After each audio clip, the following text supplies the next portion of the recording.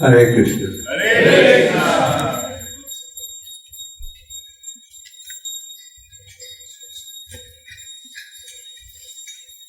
Om Namo Bhagavate Vasudevaya. Om Namo Bhagavate Vasudevaya. Om Namo Bhagavate Vasudevaya. Om Namo Bhagavate Vasudevaya. Om Namo Bhagavate Vasudevaya. Om Namo Bhagavate Vasudevaya. Om Jnanandasya Jnananjanasya Tasmai Shri Gurave Namaha. Shri Chaitanya Manavishtam Sadhamena Bhutale Swayam Rupa Kadamayam Dadati Svapadantikam. Jai Shri Krishna Chaitanya Prabhu Nityananda Shri Advaita Gadadhara Sivasari Gaura-Bhakta. Hare Krishna, Hare Krishna, Krishna Krishna, Hare Hare, Hare Rama, Rama Rama, Hare Hare. Very happy to be here in Atlanta, and I want to thank Vedasara Prabhu and his team for organizing our lectures on this trip. But today, as you know, is a very special day. What is it?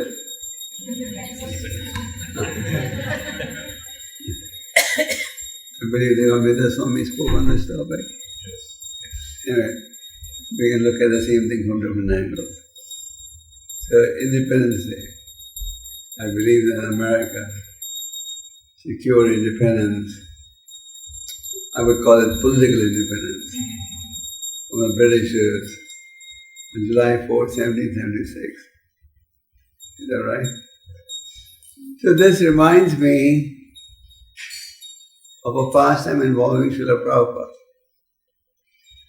Śrīla Prabhupada, as you know, was born in a very pious family. His father, Gormon Day, had given him religious training from a young age. Had him learn the Mridanga, Sanskrit, deity worship. And then Prabhupada joined. He was in college.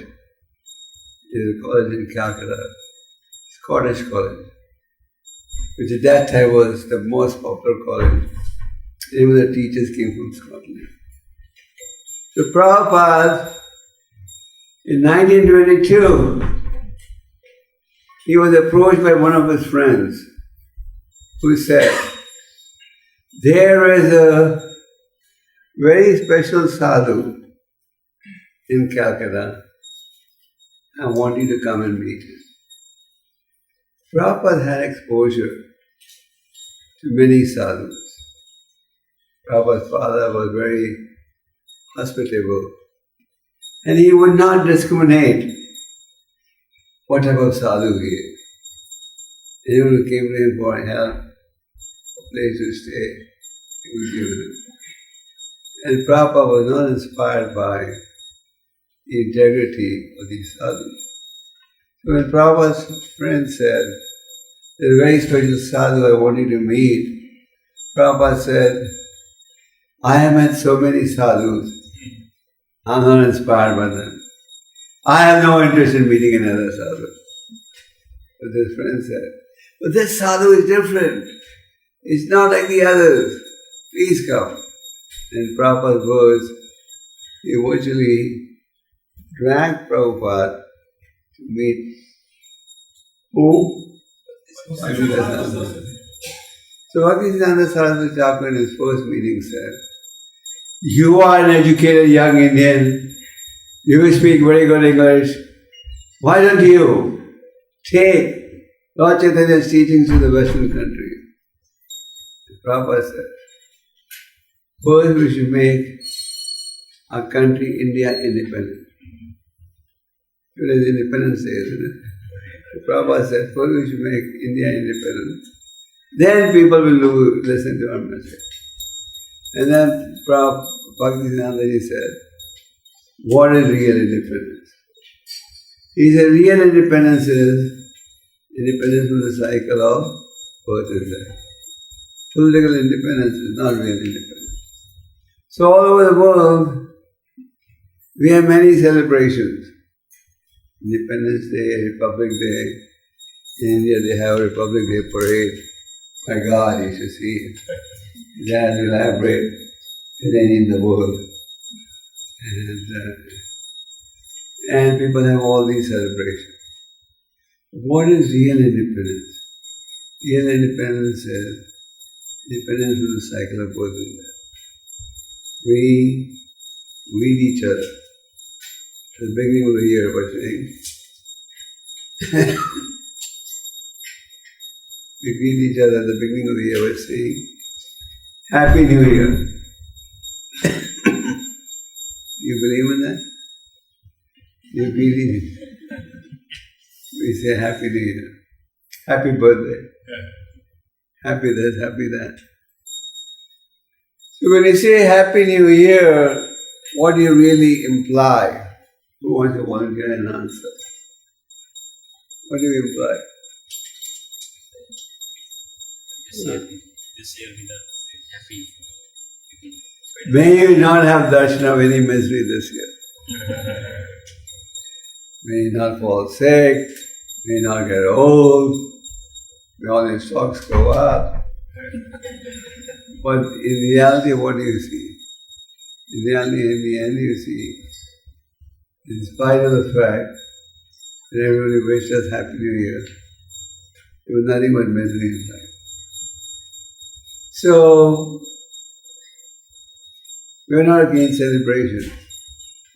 People celebrate different functions, different ways. But real focus should be how to secure independence from the cycle of birth and death. That is the real challenge ahead of us. You may get political independence, you may get partial economic independence, you may get other types of independence. But unless we endeavor to gain freedom from the cycle of birth and death, there is no real independence. So this is what this Krishna conscious movement is teaching people. How to get independence from the cycle of birth and death. Prabhupada labored hard to translate the Vedic text. And why did he labor hard? Because the Vedas contain information as to how we can secure independence from the cycle of birth and death. One may obtain all the comforts, but that's not going to give you real happiness. Prahlad Maharaj, in the 7th canto, explains, Nate vidum svatagatim Vishnu. People do not know how real happiness can be found. Of course, all of you sitting here know how real happiness can be found, although you will not be here. But real happiness can only be found if we also establish a relationship with the Lord. That is a must. And spirituality, on the spiritual path, you find real happiness. So Prahlad Maharaj says, Punat punat charvada charvanana. Simply chewing the chewed. We have tried activity A. I've seen so many movies. Is that going to give me happiness? As some of you may know, there's a company in India called Reliance, and they offer a telephone package. And in the telephone package, they offer 1 crore movie songs. Yeah. They offer about, I forget the figure now, at least 20,000 free movies. And almost everything. They keep adding more and more items to the list. You can't even keep up with it. So people, and what's the catch? You have to buy Reliance package. Let's say you buy it, and a lot of people did buy it and are buying it. What do? They keep watching movies all day. There was recently in Bihar state in India, the percentage of people passing the high school exam had dropped drastically. So the government appointed a commission to study what was the cause. They discovered, at least that's what they concluded, since the introduction of this free telephone offer, what people are doing, just watching movies all day, not doing their studies. And the watchmen were not even doing their duty. So my point is, we may see 1,000 movies, 2,000 movies, but that's not going to make your life any brighter. Whereas, if we get connected to the Lord, that will make our life bright. So Prabhupada gave us the pure philosophy. Sometimes we hear that. I was in a city recently where I was told that some people will say, "Oh, these Prabhupada books are not so relevant today." Prabhupada said, these books will guide humanity for the next 10,000 years. They contain eternal wisdom for the benefit of humanity. So the point is, we've come to spiritual life, so we should take spiritual life very, very seriously.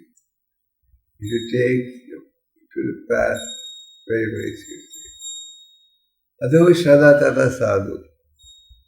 Rupa Goswami gave us many wonderful books.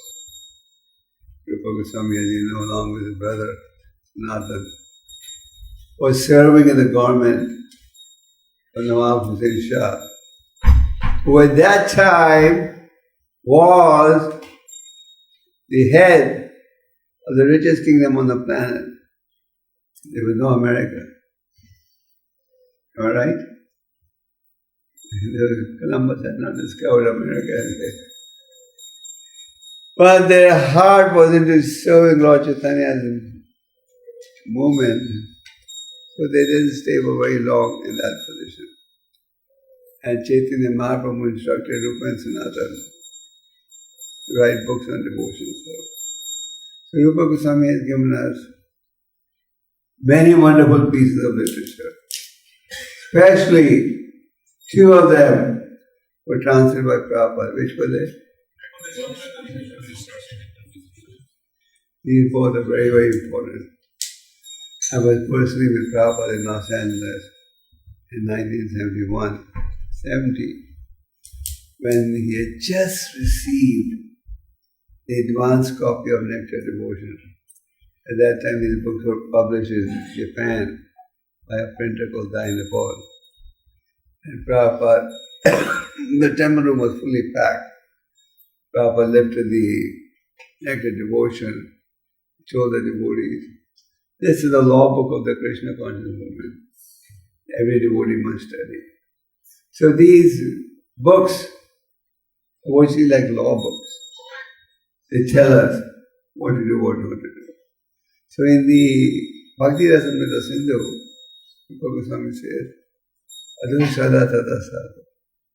In the initial stage, there must be this desire that I want to perfect my human life. I want to know what is real spirituality.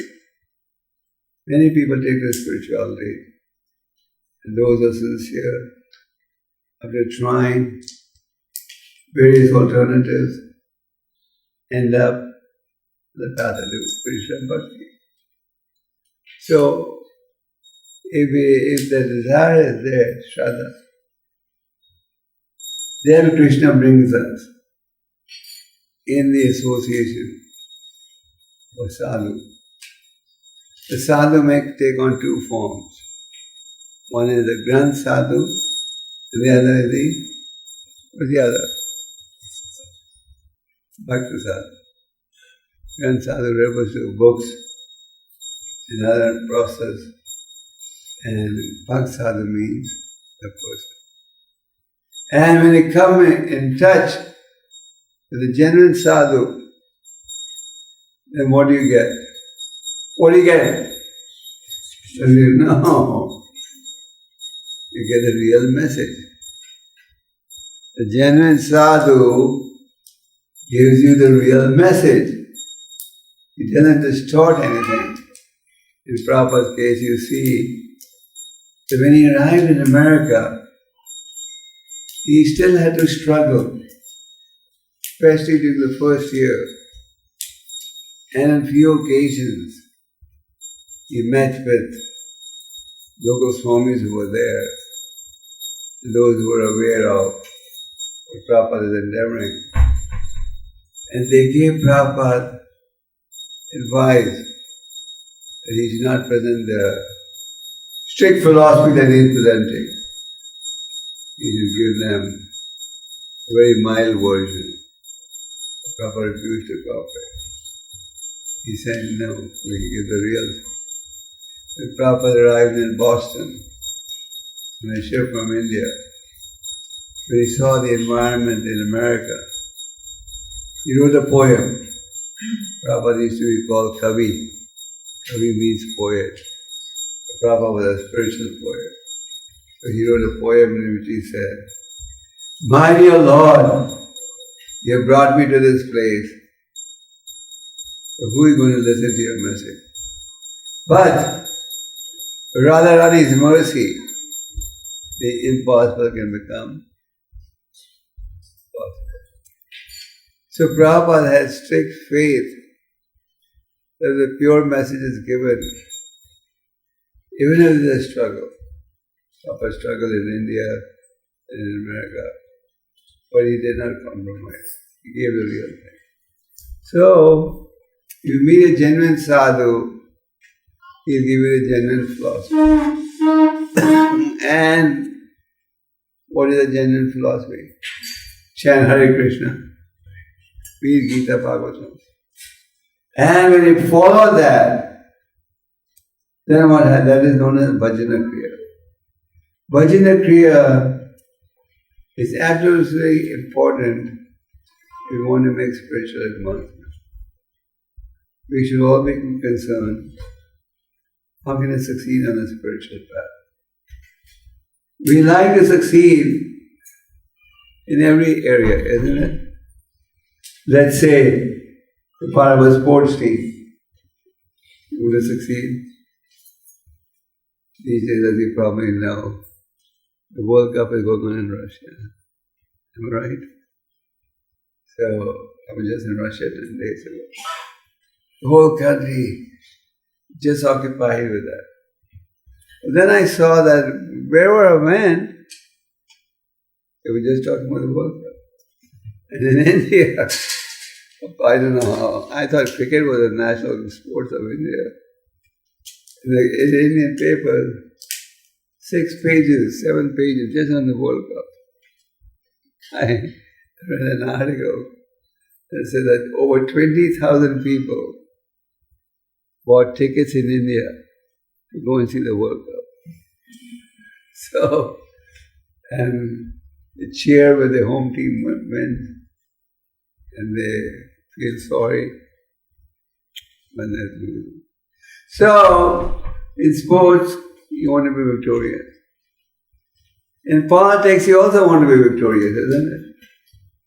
You have the Democrats and the Republicans voting shots at each other. And then, in the education field you are studying, you want to come at the top, am I right? You want to get the best grades. In the business field, you want to succeed. In every sphere of activity, from A to Z, we want to be what? Successful.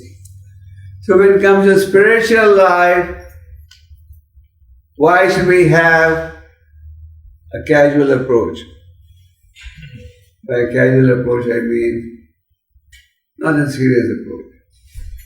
Casual. Chant when I feel like, don't chant when I don't feel like. Chant 2 rounds, 3 rounds. No. Of course something is better than nothing. But our approach should be, I want to be successful on the spiritual path. I want to make an effort that I can succeed on the spiritual path. That should be our mentality. Whether we are a senior devotee or a junior devotee. The goal should be, I want to succeed on the spiritual path. So Rupa Goswami says, if you follow the process of bhajana kriya, then there is the anartha nivritti. Who knows what anartha nivritti means?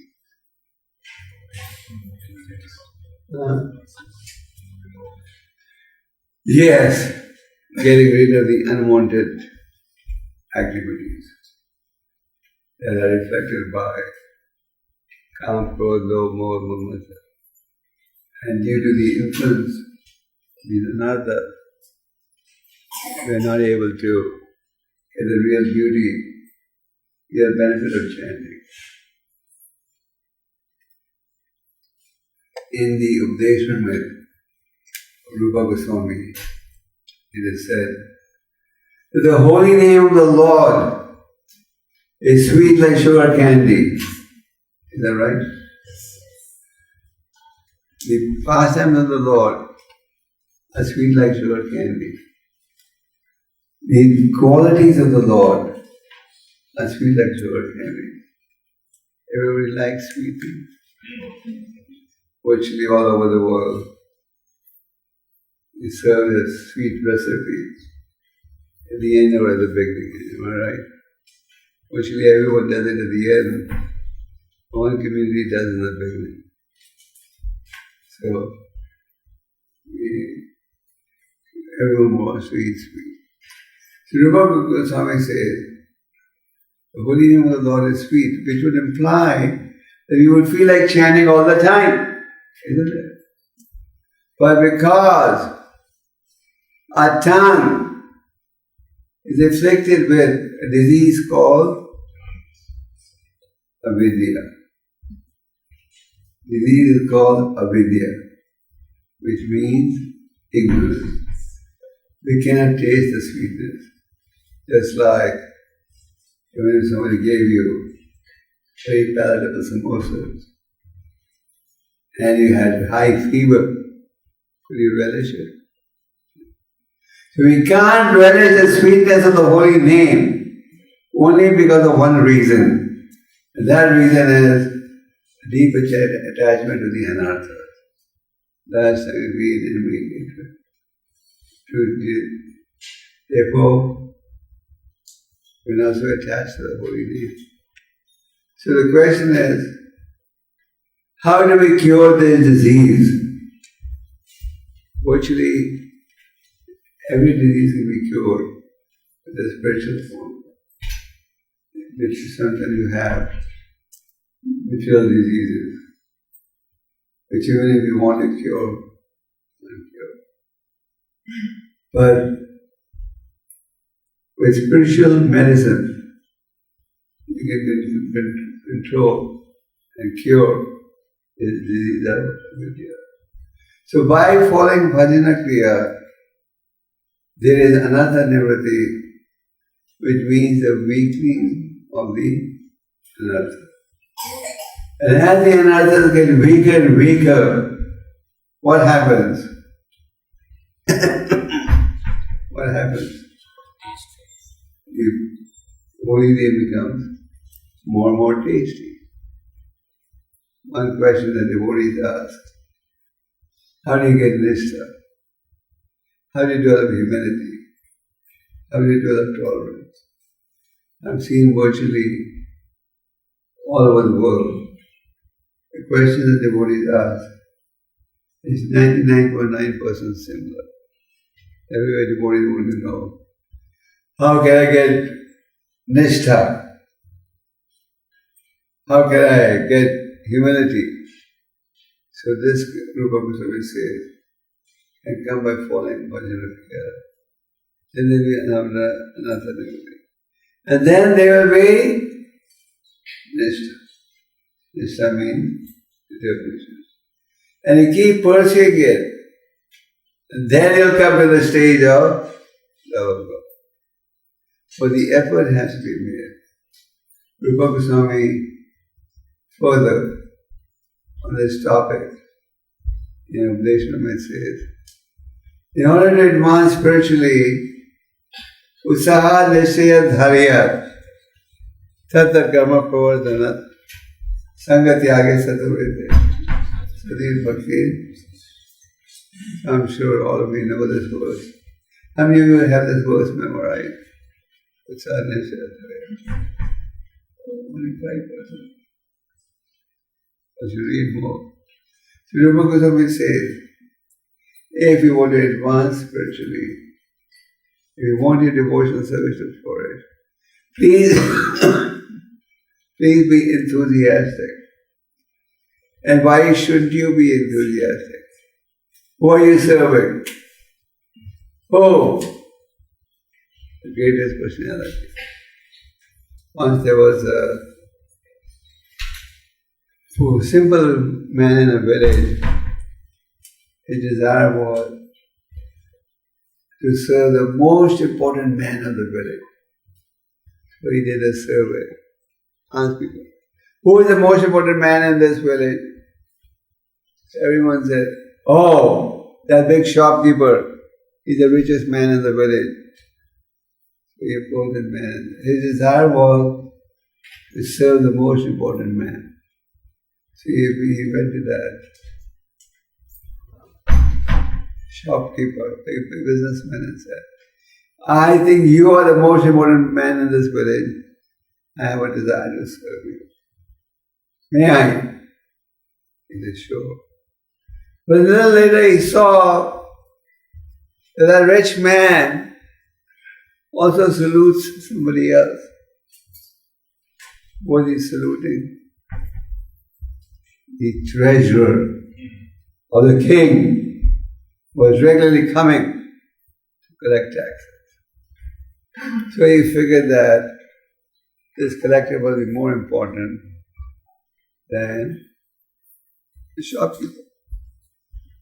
So he went and approached the collector. Can I serve you? He said, okay. But then he saw that the collector was also saluting somebody else. And who was that somebody else? The king. The collector was collecting taxes and depositing them with the king. So he figured that the king was more important than the collector. So he approached the king and said, I think you're the most important man in the kingdom. Can I serve you? He said, sure. But then he saw that the king was also saluting somebody. Who was that somebody? Who says Sadhu? He saw that the king was also going and offering dandabhas to the sadhu. So he concluded that the sadhu is more important than the king. So then he saw that the sadhu was also offering dandabhas. To whom? To Krishna. So he concluded, this deity must be the most important person in the universe. He became a servant of Krishna. So we are all engaged in serving a very important personality. Prabhupada was once receiving the deities in the old Brooklyn temple. And just after Govardhan prayers were sung, the Prabhupada started the lecture by saying, Govindam Adi Purusam Tamam Hamajami. We are not worshipping some imitation God. We are worshipping the real God. So we are so fortunate that we are all engaged in serving the Supreme Lord. So naturally we should be enthusiastic. And we should be enthusiastic regardless of what type of service we are doing. Sometimes we have the desire, I'll serve, but I want only if I have a privileged position. But we should be willing to serve in any situation, enthusiastically. He was a king of Orissa called King Patapuruza. The king was a pious king. He had a great desire to have an audience with Lord Chaitanya. And some pretext or the other, Lord Chaitanya kept refusing. The Lord said, I am a sannyasi, the renounced order. I can't associate with people who deal with women and money. But on the occasion of Rath Yatra, the Lord saw that the king was so humble, he would take a broom and sweep the whole road, and then after sweeping, he would wash the whole road with scented water. So when the Lord saw this individual being a king, doing such humble service, the Lord was very pleased. And then what did he do? He revealed one more of his transcendence in Gita. Many people talk about, he's the avatar, he's the avatar. But the genuine avatar executes superhuman activities. And Lord Chaitanya executed many superhuman activities. On the occasion of Rath Yatra in Jagannath Puri, the Lord would organize 8 kirtan teams with each chariot, 4 in the front, 1 on either side, and 2 in the back. And the Lord had expanded himself into 8 forms. And every kirtan party was singing, oh, I'm so fortunate, the Lord is in my party. And this vision was available to selected few associates and to King Patapuruza. The Lord gave this facility, but he was pleased by his humility. I often give the devotees the example of Gurdwaras. One thing you see in a Gurdwara, there is competition for doing some very menial work. What is that? Shoe stand. Taking the shoes of people and keeping them inside. And people have to book their names 6 months in ahead to get a turn. They're happy to do menial service. Sweep the floor,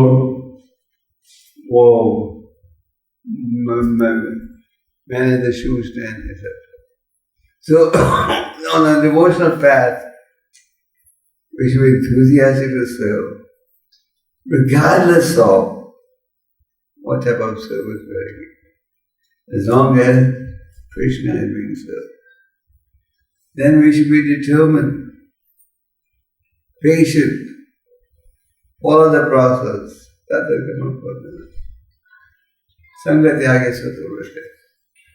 Minimize worldly association. We often read about sadhu sangha, asat sangha tyaga. But practically speaking, we are living in a society where you have to associate with non-devotees. When we associate to the extent necessary in our work. And Sattva-vritti. Kalivadi is transcendental quality. So the point is, by following these guidelines, we can be enthusiastic for the devotional path. And having come to the devotional path, Our goal should be that I want to succeed on the spiritual path. I just don't want to be a spiritualist, but I want to succeed. What does that mean? I want to be a good devotee. I want to be recognized as a good devotee. If you want to be recognized as a good devotee, if your desire is to be a good devotee, then what do you have to do? Chaitanya Mahaprabhu explained to Sanatana Goswami the process of Sharanagati. Thakur Bhaktivinoda wrote a nice poems on Sharanagati. What does Sharanagati mean? To what? Surrender. Surrender. So, Chaitanya Mahaprabhu was describing to Sanatana Goswami various steps that one must execute to take surrender of the Lord. And the first thing he said was what? Accept everything favorable for spiritual advancement.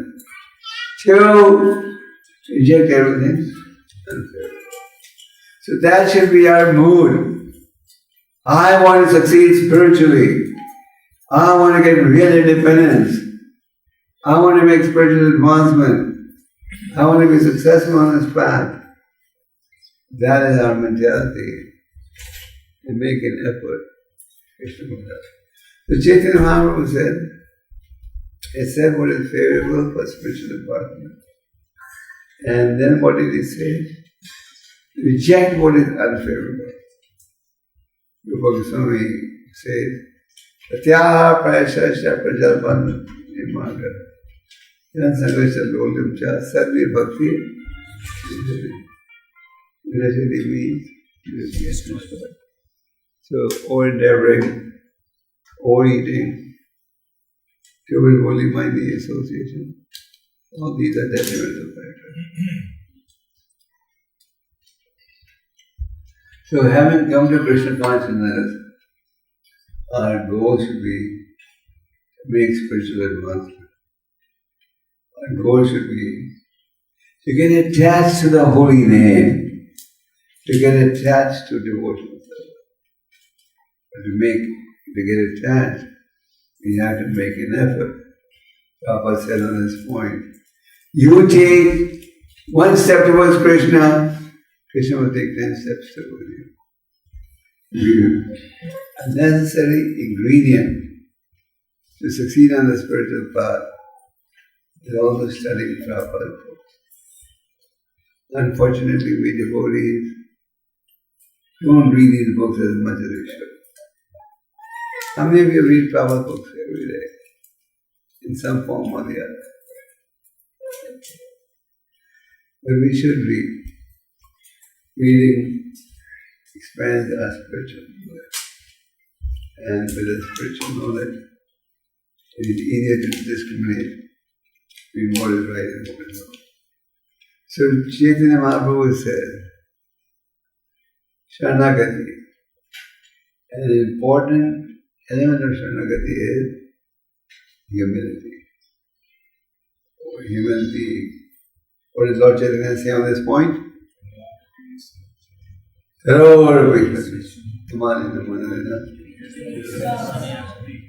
We hear about this all the time. We've heard about this a million times. But still, we find it difficult. Chaitanya Mahaprabhu gave us this philosophy. And he set the example himself. Chaitanya Mahaprabhu was in Varanasi. And Prakashananda Saraswati and his team, he had 10,000 sannyasi followers with him. 10,000. They were having a discourse in Varanasi. And they were criticizing Chaitanya Mahaprabhu. They would say, what type of sannyasi is he? He should be setting up Vedanta with us. Instead, he's just chanting, dancing like a madman.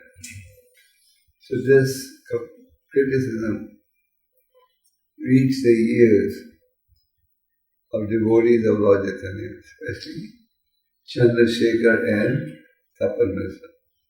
Chandrasekhar belonged to low caste.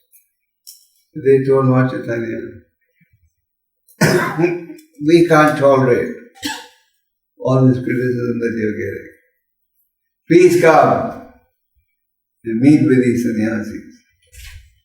So Lord Chaitanya went to the assembly, where on a higher bench, Prakashananda Saraswati was sitting with 10,000 sannyasis. And where did Lord Chaitanya go and sit? Where? Who knows? He went and sat down where they washed their feet. But he did reveal something unique. From his face, there was so much effulgence equal to the effulgence of 10 millions of suns together. So when these sannyasis saw so much effulgence radiating from the Lord's body, his face, they concluded, this sannyasi is not ordinary. He must be very special. And Prakashananda Saraswati came, caught him by the hand, and took him to the higher platform and sat him down in the midst of the Mayavadi sannyasis. And Prakashananda Saraswati said, you are such a prominent Sanskrit scholar. Why are you not chanting and sitting down with us and studying the Vedanta? What did the Lord say? My spiritual master considered me to a fool. He said, that's all you're capable of doing. So just chant the holy name. And I told my spiritual master, what have you done? You have given me a mantra. Then I can't stop chanting. The mantra was so sweet. The Hare Krishna mantra is sweet. Lord Chaitanya started his Sankirtan movement in Navadvip. Many people protested.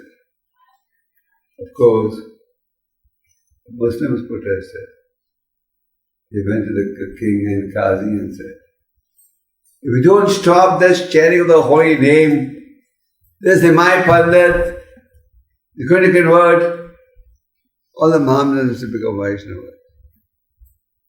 But then the Hindu Mata Brahmins, they also protested.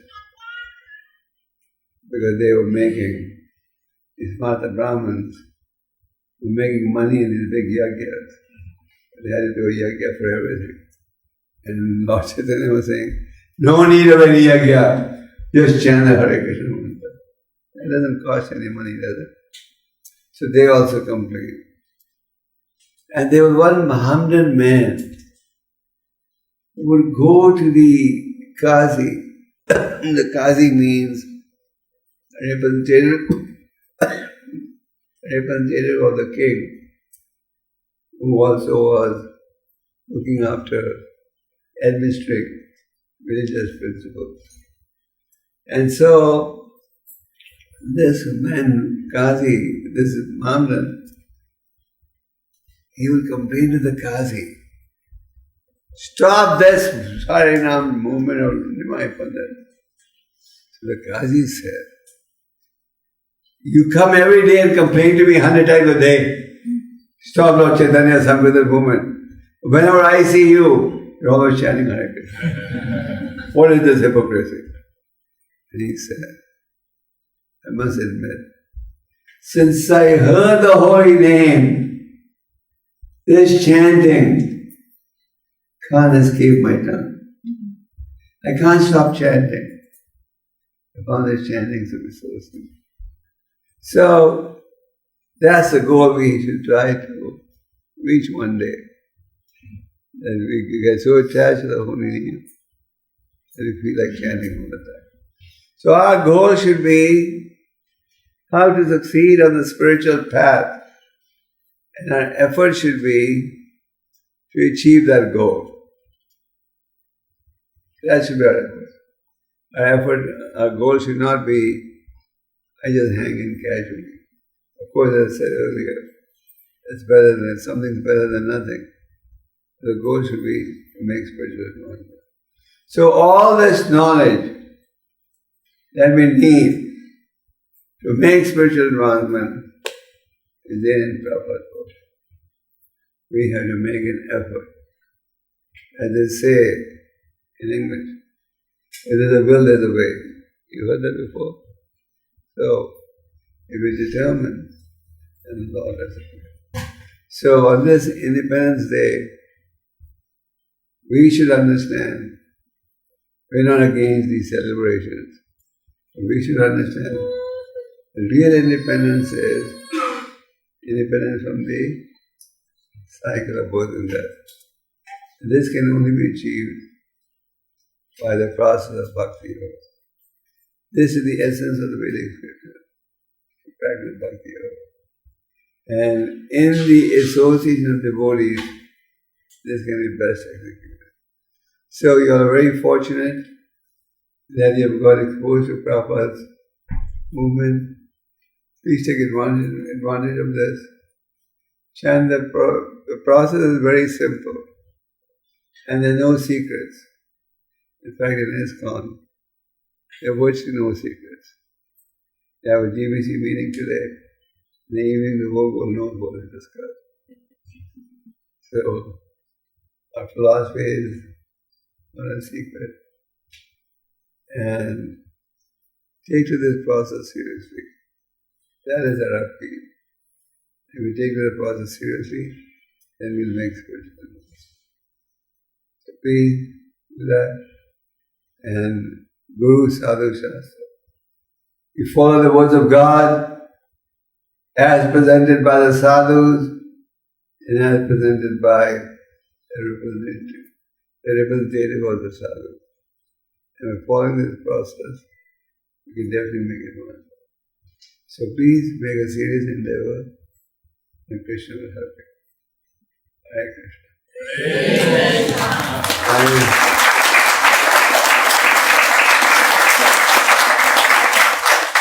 I didn't go too long. I'm going to leave some time for questions. I leave a lot of, you all have questions or comments. Badaji, any comments? Any questions? Yeah.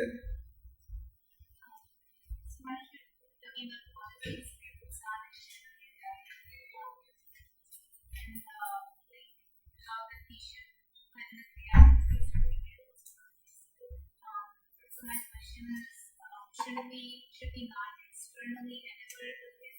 For example, we are not enthusiastic effort for that, that we should act as we are enthusiastic. You have to endeavor for everything in life. Nothing comes without endeavor. Just like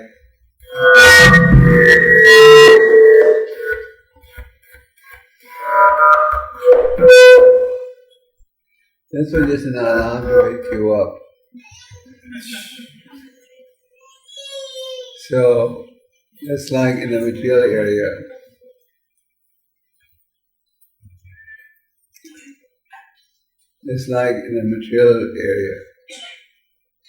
you want an admission in a good college, you work hard to get grades to pass the test.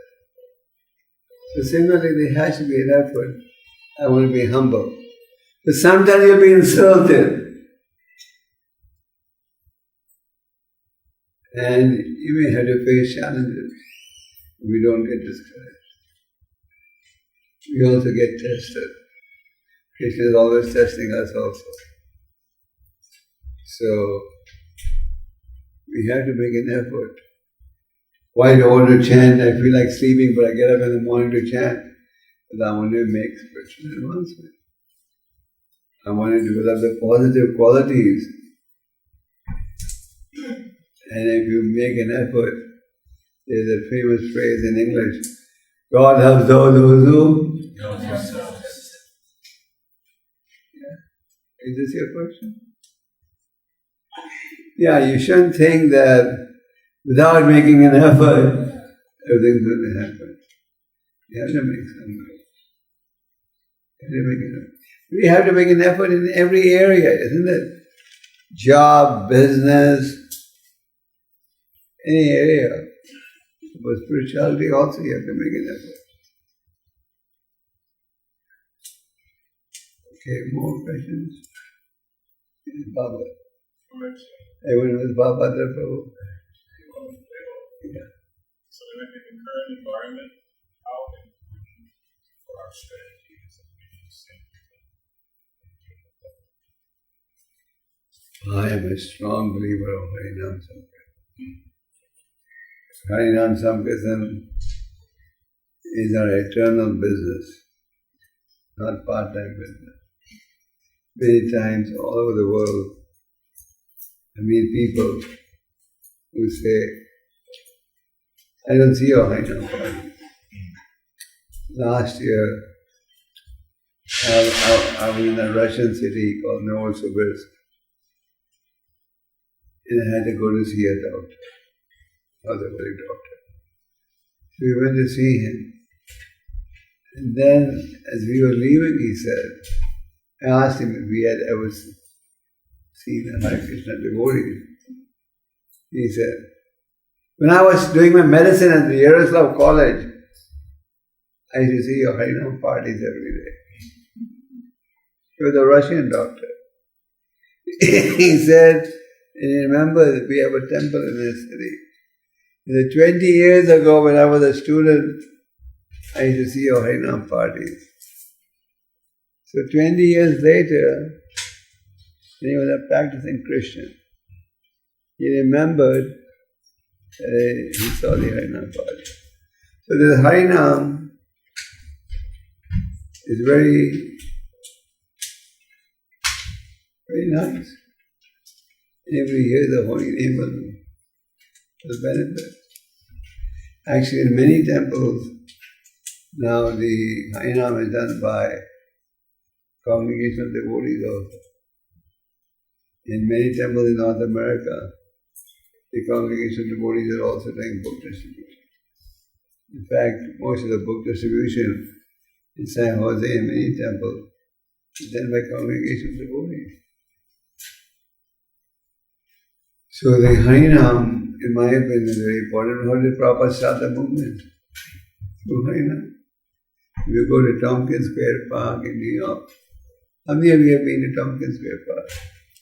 So you must have seen, there's a plaque over there. The plaque says, this is a tree, in which, isn't it? Hare Krishna woman was done. Harinam is auspicious. When many people hear the chanting of the holy name, Harinam is auspicious for those devotees who take part in it also. When you take part in it, the Lord is very pleased.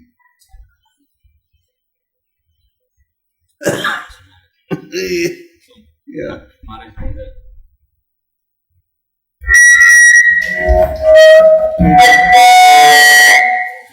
It's okay. So Guru Maharaj, there is a misconception mostly thought about like being humble. So as devotees, we have to make certain hard choices in our life.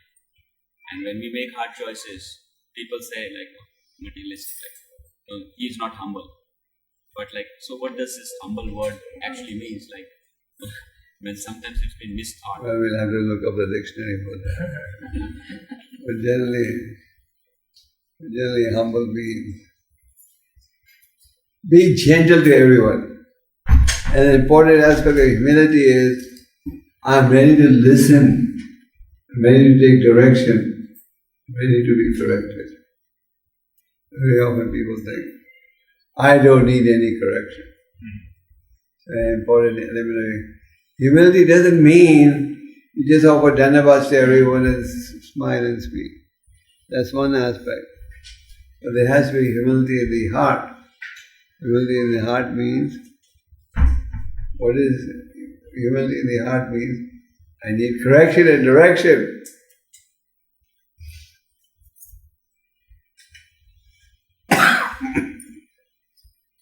More questions? Yes.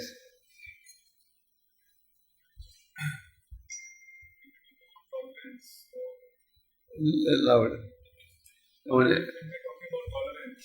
So, suppose when we are giving someone a responsibility to perform some duty, then to what degree we should tolerate if that person is not following the duties or responsibility that is provided? What is the threshold of what we You give someone an assignment and he's not doing it properly. Well, let's say that service is related to the temple. The temple must be clean every day. But the person doing this is not doing a good job. And we should correct him. Lord Chaitanya and his associates were cleaning the Gundicha temple. You know that story? They were engaged in cleaning the Gundicha temple. Lord Chaitanya had organized different teams. And Lord Chaitanya would personally go to every team and see how much dirt they have accumulated. And if some team had accumulated less dirt, he would tell those who were more successful, teach them how to do a better job. He didn't say, oh, we'll tolerate. He didn't tolerate dirt. Prabhupada was very strict on cleanliness. And Prabhupada would go to any temple, he would see, how clean is it? And Bhaktisiddhantaji explains, if you do the job of cleaning the temple, that is equal to cleaning your heart. So the point is, we believe in tolerance, but not tolerance in the expense of compromising a preaching effort.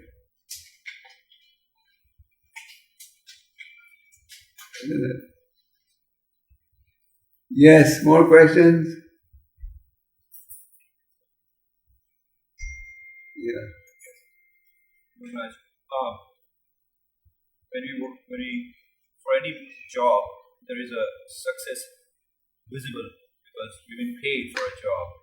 But when you do the devotional service, people may ask, what's the guarantee for the success? Because you're not getting salary every month. When you engage in devotional service, you're getting a salary 100 times what you get in a material world. You get so much blessings and plus points. So what's your question? And that's my question. People may think that, okay, I'm not getting, how do you know you're being successful? Yeah, that's a good way. How do you know that we are successful? By seeing how attached you're getting to the holy name, how attached you're getting to the mood of service, how much humility are you developing, how much respect do you have for the other Vaishnavas, the degree to which you can control your anger. Lust, anger and greed are three highways leading to hell. You have to free yourself of the influence of these three. And if you're in doubt, am I making spiritual advancement or not? Take the help of other spiritualists.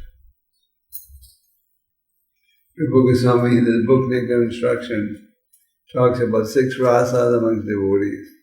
You know that? What are the 6 rasas? Giving charity, accepting charity. Revealing your mind and taking instruction. So, in spiritual path, we do reveal our mind to those who are more advanced. Then we also take instruction from them. Okay, more questions?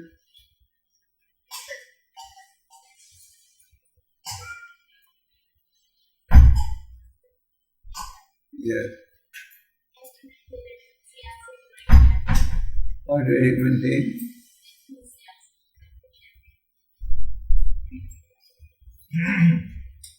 Good question. I would just generalize it and say, how to maintain enthusiasm for everything devotional. In order to be enthusiastic, it is essential that we execute the process of sadhana bhakti. Sadhana bhakti means rules and regulations. And as I explained to you, Prabhupada said, read the Nectar of Devotion, which is full of rules and regulations. Sometimes people say, oh, in ISKCON there are too many rules and regulations. That's not for me. See, my Guru is so liberal, he doesn't give us any rules and regulations. So that's one version.